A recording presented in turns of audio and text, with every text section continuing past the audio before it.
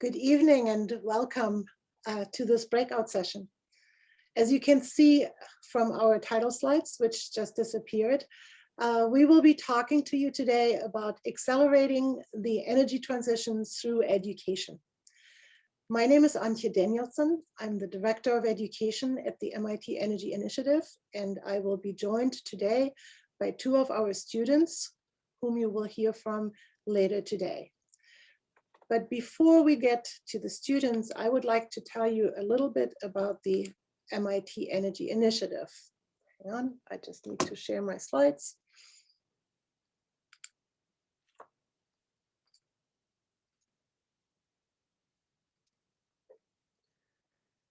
One of the great challenges of our time is the increased demand in energy and the associated greenhouse gas emissions.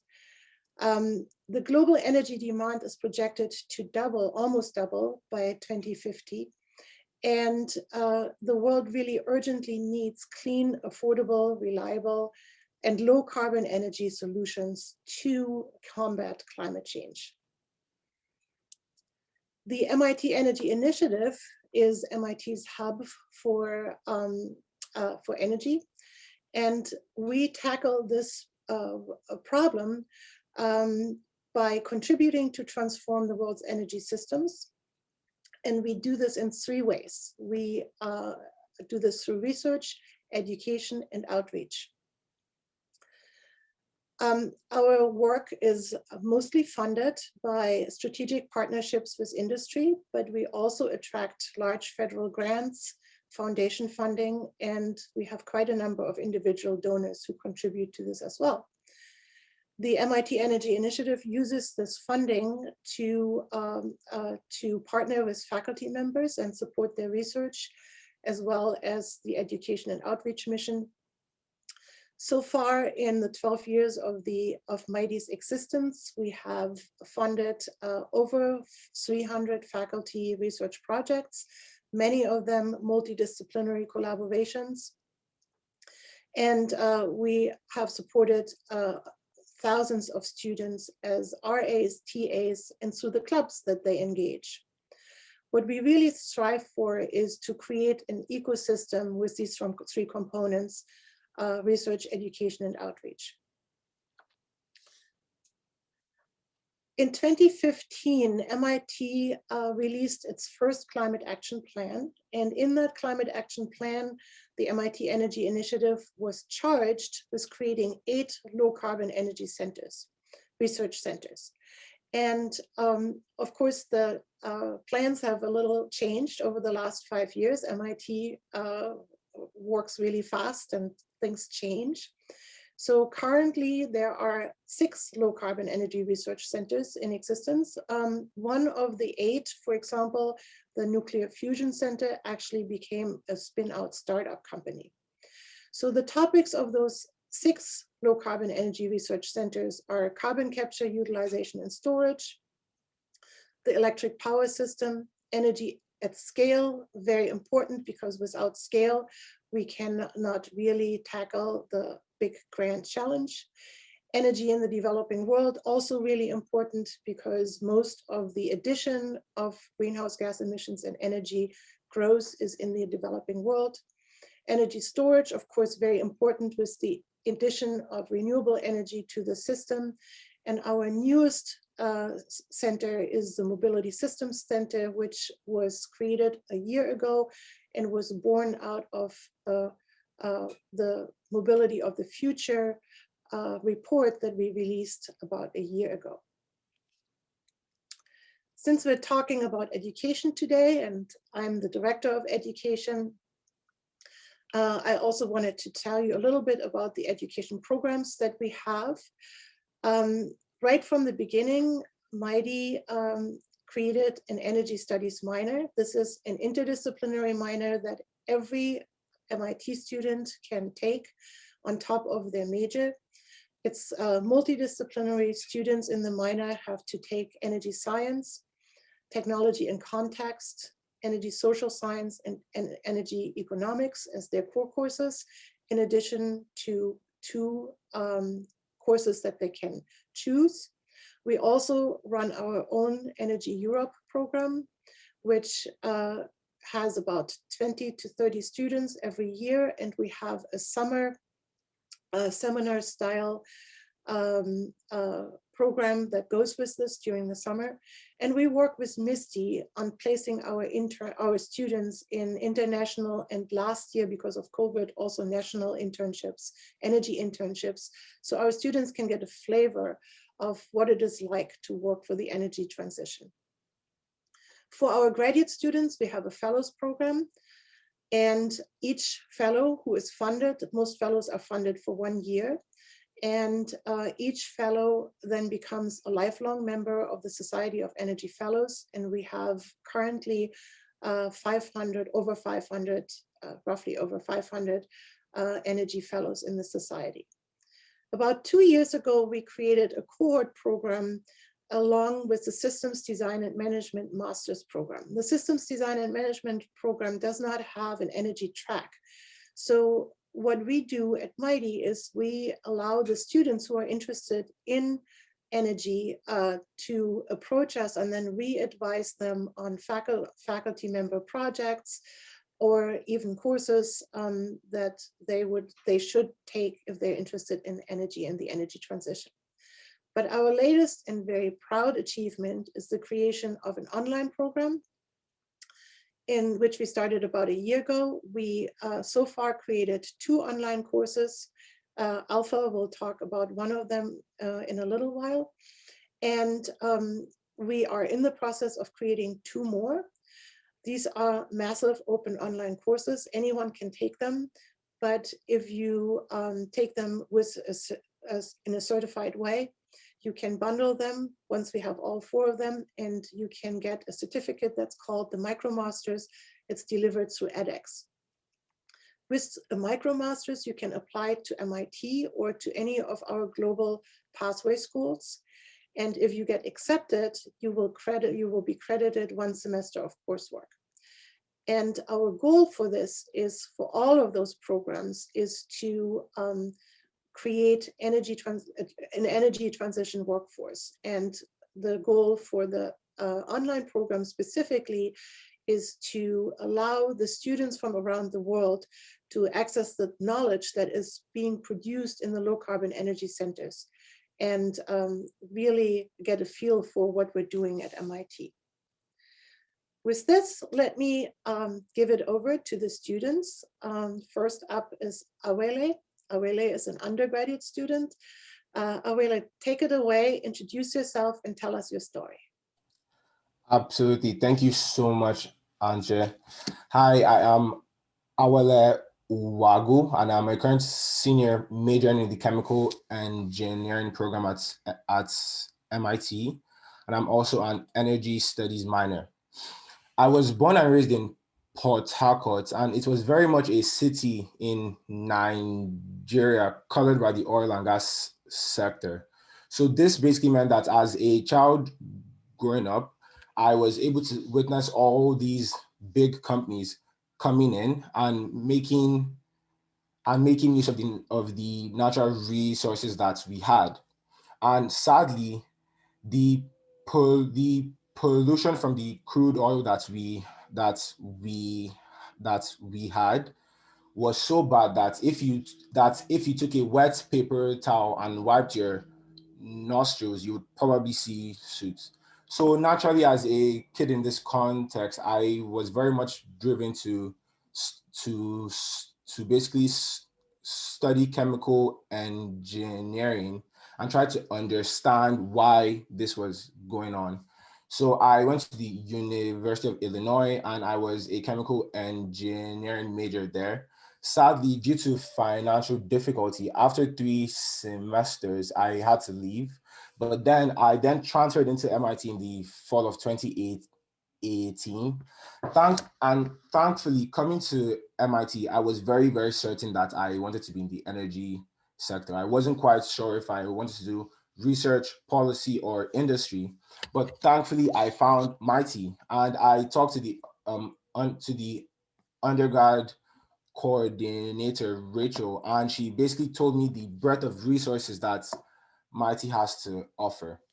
So the first thing I took advantage of was the Europe program, and I basically worked with Professor Green, thinking through the various pathways that lead to the formation of suits, with the basic goal of, in simple terms, avoiding these pathways. The next thing I did was take a deep dive in into the solar sector, but it was mostly because of the impact I thought solar could have in the Nigerian context. So first, I took part in the Mighty Solar Spring Break program in 2019, and I went to LA and basically was part of a team that took part in a home solar project, and I was able to see firsthand how you actually get these projects done.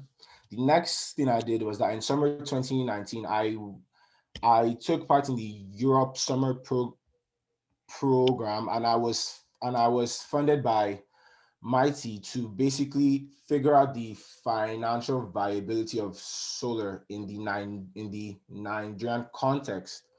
And we did this with a software model that basically gives you the levelized cost of energy for solar in different parts of the country based on the latitude and longitude. So past that summer, so that was my sophomore summer. I then became an energy studies minor, basically to broaden my expertise in energy policy, energy systems, and energy tech. So that is basically my journey at MIT in the energy ecosystem so far. But I was also privileged to be part of the MIT Climate Action Team, and I was very active in that group in my sophomore and junior year. And the final thing I would like to mention is that, given my experience with solar, I developed this itch I haven't quite been able to get rid of, and I'm currently working on building a team that is aimed at tackling the difficulty with adopting solar energy in the Nigerian context. So I'm happy to answer more about that after, I'm happy to pass it on to Alpha for Alpha to talk more about her own work and time at. Thank you, Awele. Alpha, over to you. Introduce yourself and tell us your story. Thank you so much, Antie and Awele. It's always exciting to hear your inspiring story.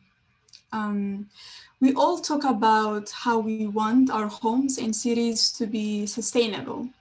But the question is, what does sustainability even mean?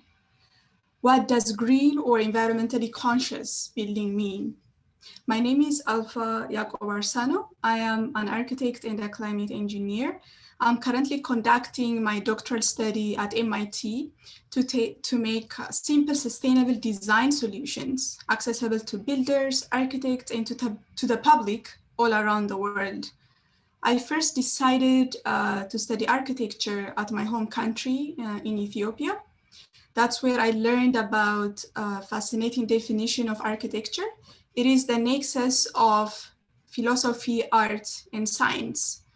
The desire to use more science to make better buildings is one of the things that really inspired me to specialize in sustainable building design.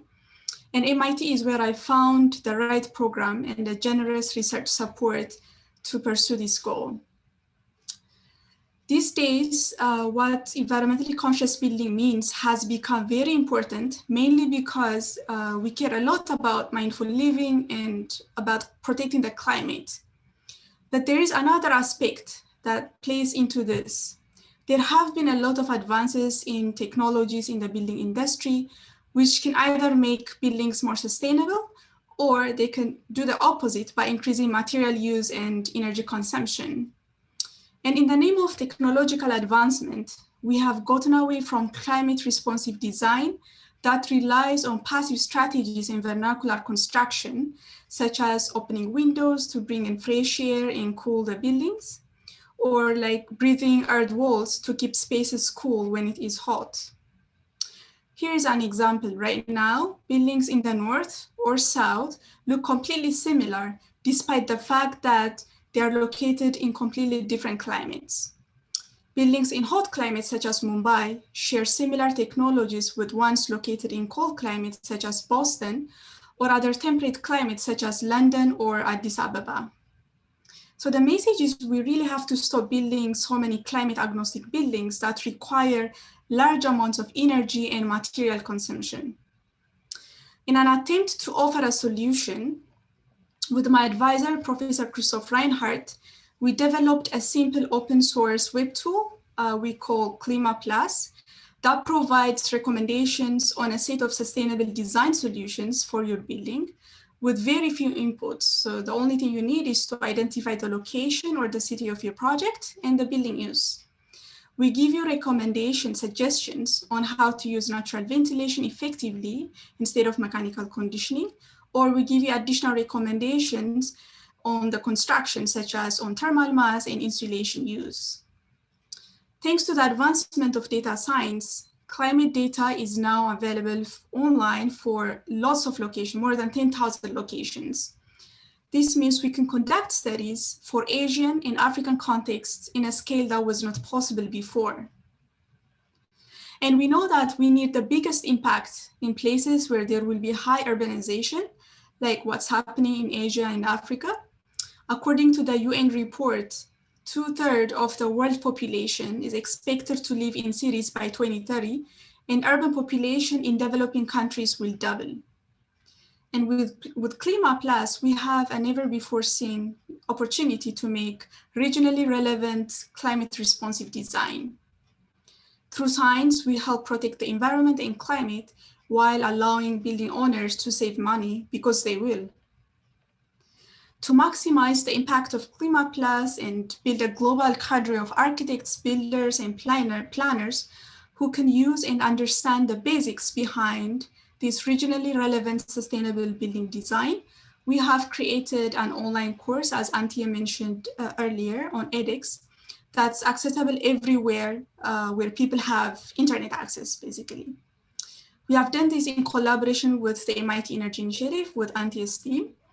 The course will be included in the MIT Energy Initiative's Future of Energy Systems MicroMasters program. Our goal here is to make a builder in X or an engineer in a location Y to be able to build and design with more sustainable buildings. We have run the course twice so far, and we had over 30,000 students attending. Because we're all from MIT and because we always want to make things better, if you'd like to learn more about simple strategies to make your home sustainable, if you'd like to learn how to use our web tool, Klima Plus, or learn more about the online course we offer, please don't hesitate to reach out over social media or via email. We really have a lot to tell you. Thank you so much. Thank you, Alpha and Awele. It looks as if both of you have gone into the technology route to develop programs, simple programs, I think, for both of you to help people around the world to save greenhouse gas emissions, in your case, from buildings, Alpha, in your case, from solar installations, Awele. And this is really very fascinating, and I'm so glad you're on that track. We have a few questions from the audience. One of them is from a graduate student who, she is a mechanical engineering student and would like to take extra courses. And do you two have any suggestions as to what kind of courses the student could take? I have a quick one. So I would definitely recommend Professor Jessica Transick in IDS.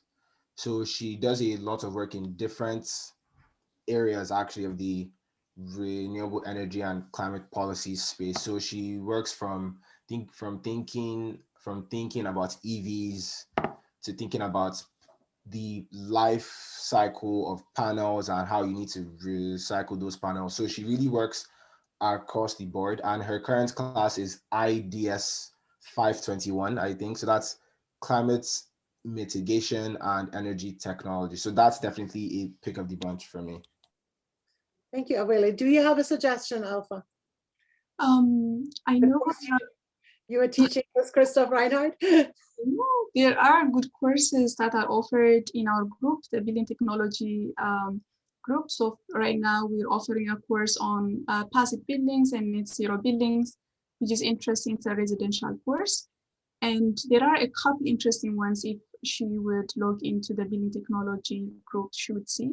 And if interested in a more like a seminar format, I know DUSP also offers, the urban design department offers a couple of courses to read and reflect on policy scale and larger impacts. Thank you. One of our listeners is asking if we also will reach out to the community and educate the community, for example, about nuclear energy. Let me quickly answer that question. This is exactly what our online program is supposed to do. So our very first 4 courses are about buildings, as Alpha described. We have a course called Sustainable Energy. Nuclear is part of that. Or it's not the whole course about nuclear, but nuclear is part of that. The next 2 courses are grid modeling, electric grid modeling, and then economics and policy, energy economics and policy. But we will not stop there. Depending on, these are just the 4 courses that we have to develop to bundle into the MicroMasters. But our goal is to develop between 10 and 15 courses on all sorts of topics, such that students who are interested can actually find their own pathway through this MicroMasters. Let's say they get in with sustainable energy and discover that they're interested in buildings, then they can go the building route. Or if they're interested in nuclear, they can take 1 or 2 courses on that topic. So we want to make this very dynamic, and nuclear is certainly one of the topics that we hope to develop a course on. I have another question to Alpha. Alpha, what gets you excited about online education?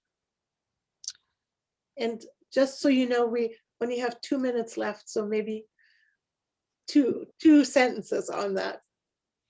One thing which is exciting is the kind of momentum we can create in terms of really bringing sustainable architecture into a larger audience in comparison to the traditional, architectural education, which takes time to really modify the curriculum.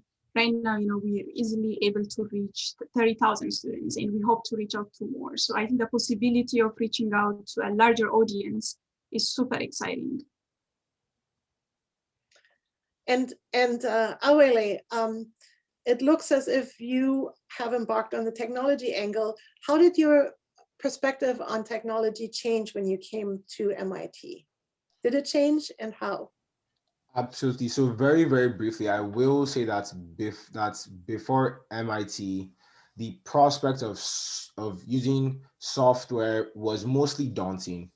It's very much seemed like I needed to get this huge level of technical skill. But I think since coming to MIT, I have basically learned that tech design properly is actually easy, is aimed to basically make life and teaching easier. So I will say that that is the biggest way my perspective on tech has changed in the past couple of years. Thank you very much. We're unfortunately out of time, but if you want to know any more about this topic, I believe you can find our email addresses, and all 3 of us would be very happy to answer your questions. Thank you very much. Thank you. Thank you very much.